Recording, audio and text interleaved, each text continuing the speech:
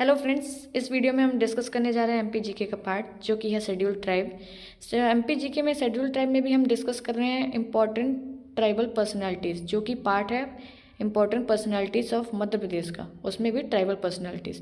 इसके प्रीवियस वाले वीडियोस में हमने डिस्कस कर लिया था कुछ इंपॉर्टेंट ट्राइबल पर्सनालिटीज़ को, और बाकी जो रह गई थी वो हम इस वीडियो में डिस्कस करेंगे। इस तरह से पूरी ट्राइबल पर्सनालिटीज़ जो कि मध्य प्रदेश के पॉइंट ऑफ व्यू से इंपॉर्टेंट है वो सारी डिस्कस हो जाएंगी। ठीक है, तो चलिए सबसे पहले चालू करते हैं गंजन सिंह कोरकू से। ये एक बहुत ही इंपॉर्टेंट अनसंग वॉरियर्स थे, ट्राइबल पर्सनालिटी थे, जो कि जन्म हुआ था जिनका घोड़ा डोंगरी बैतूल रीजन में। इन्होंने सबसे इंपॉर्टेंट वर्क किया था जो कि किया था जंगल सत्याग्रह, जो कि बहुत सारे एग्जाम में पूछा जा चुका है कि जंगल सत्याग्रह कब किया गया मध्य प्रदेश में, 1930 में, और किसने किया था, किसकी लीडरशिप में हुआ था, तो ये गंजन सिंह कोरकू की लीडरशिप में हुआ था। और इन्होंने ये जंगल सत्याग्रह किसके रिस्पॉन्स में किया था, महात्मा गांधी ने उस टाइम पे, जैसे कि आपको याद होगा 1930 में दांडी यात्रा, जिसे सॉल्ट सत्याग्रह, दांडी मार्च भी कहते हैं, वो किया था। ब्रिटिशर्स के टैक्स को नहीं पे करने के लिए इन्होंने ये यात्रा निकाली थी, पैदल यात्रा। तो इनके रिस्पांस में ही गंजन सिंह कोरकू ने किया था जंगल सत्याग्रह, क्योंकि अपना मध्य प्रदेश जो कि लैंडलॉक स्टेट है, यहाँ पर सॉल्ट सत्याग्रह नहीं किया जा सकता था, लेकिन यहाँ पर जंगल बहुत पाए जाते थे। तो गंजन सिंह कोरकू क्योंकि ट्राइब है, उनका जंगल उनकी अमानत होता है, तो उसी के रिस्पॉन्स में, ब्रिटिशर्स के अत्याचार के रिस्पॉन्स में इन्होंने जंगल सत्याग्रह किया था 1930 में।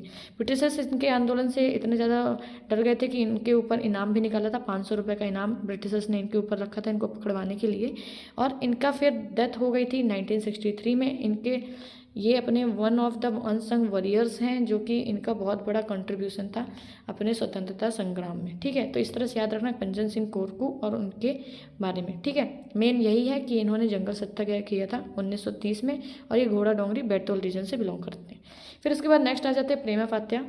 ये बहुत ही जाने माने आर्टिस्ट हैं, भील आर्टिस्ट हैं। पिथौरा पेंटिंग के लिए ये जाने जाते हैं, पिथौरा पेंटिंग के लिए जाने जाते हैं। तो सबसे पहले क्या देखना है, ये कहाँ पास बॉर्न हुए थे, तो ये चंद्रशेखर आजाद नगर जो कि झाबुआ में है, वहाँ बॉर्न हुए थे। इनका वर्क क्या है कि ये पेंटर हैं, पिथौरा आर्ट पेंटिंग करते हैं। पिथौरा आर्ट क्या रहता है कि ये बहुत ज़्यादा फोकस रहता है इस आर्ट में हॉर्सेस में। हॉर्सेस को लेकर क्या हुआ था कि भील ट्राइब का ये माइथोलॉजिकल मानना है कि उनके जो भी किंगडम था, धरनी राजा एक थे, उनके किंगडम था धर्मी राजा का, तो वहाँ पे लोग भूल गए थे हंसना, खेलना, गाना, ये सब भूल चुके थे।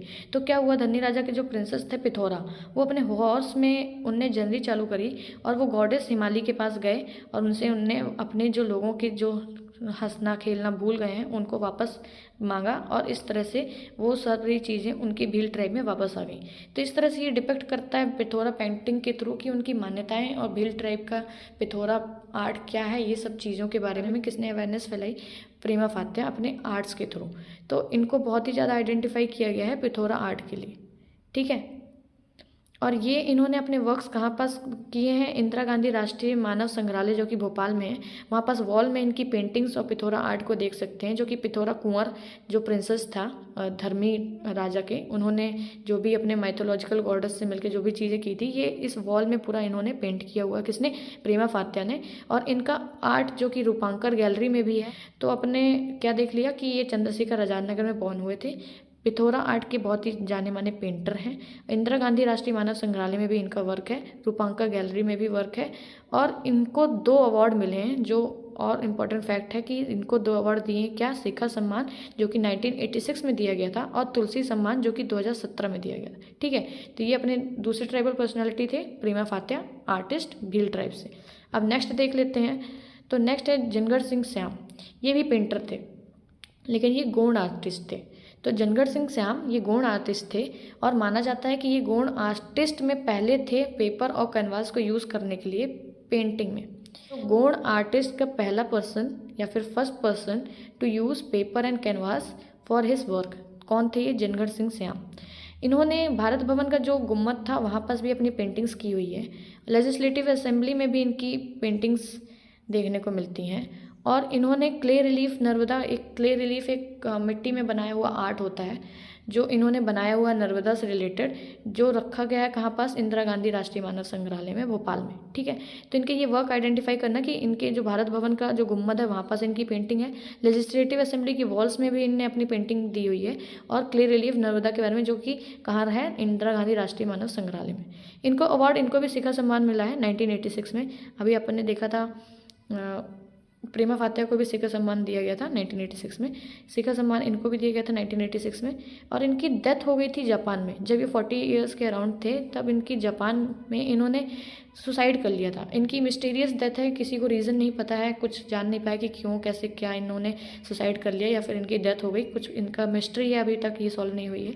ये जापान गए हुए थे, 3 मंथ की पेंटिंग का इनका एग्रीमेंट हुआ था मिथिला ट्रस्ट से, तो वहाँ पास ये पेंटिंग के लिए गए थे, लेकिन उसी दौरान इनकी वहाँ पास डेथ हो जाती है या फिर सुसाइड कर लेते हैं, ये मिस्ट्री है। ठीक है, इनका जो वर्क है लेकिन आज भी आइडेंटिफाई किया जाता है क्योंकि ये बहुत ज़्यादा इनने अपने आर्ट से अपनी जो भी विख्यात हो चुके थे, तो इनका जो भी वर्क है वो आज भी जाना जाता है जनगढ़ कलाम के नाम से। इनको ऑनर दिया गया इनके वर्क को, जो कि इनके वर्क हैं वो जनगढ़ कलाम से नाम। तो ये अपनी तीसरी ट्राइबल पर्सनालिटी थी जो कि पेंटर थे गोंड ट्राइब से।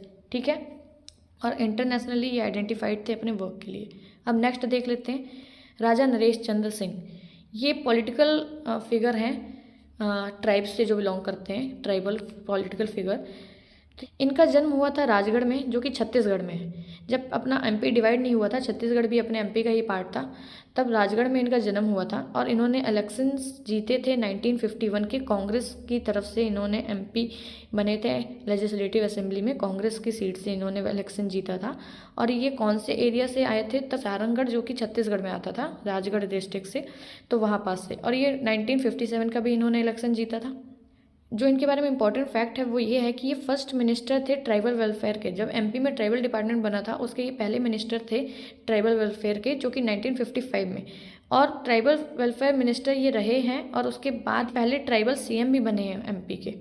तो फर्स्ट पर्सन या फिर first tribal person to be CM of MP कौन थे? राजा नरेश चंद्र सिंह।